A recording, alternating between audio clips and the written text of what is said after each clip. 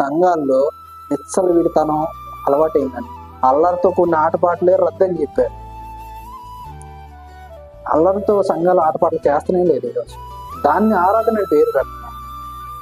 వీళ్ళు ఏం తొక్కుతున్నారంటే వాక్యాన్ని తొక్కుతున్నారు. ఆ తరం బయలుదేరిపోయింది.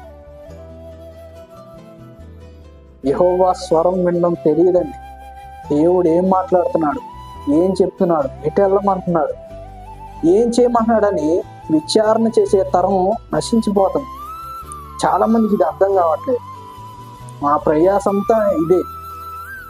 దేవుడి స్వరం విని దాని ప్రకారం నడిచే తరం అంతరించిపోతుంది. అందరూ కూడా ఈ అల్లరితో కొన్ని ఆటపాటలు సంఘాల్లో తెచ్చేసి దేవుడి వాక్యాన్ని తొక్కేసి బైబిల్ని మూసేస్తున్నారు. నీకు ఒక అనుభవం ఉంది, నీకు ఎన్ని అనుభవాలున్నా వాక్యానికి ఎదురు మాత్రం వెళ్ళకు, వాక్యాన్ని మాత్రం అతిక్రమించకు. నీకు ఏదున్నా సరే వాక్య ప్రకారమే నడు.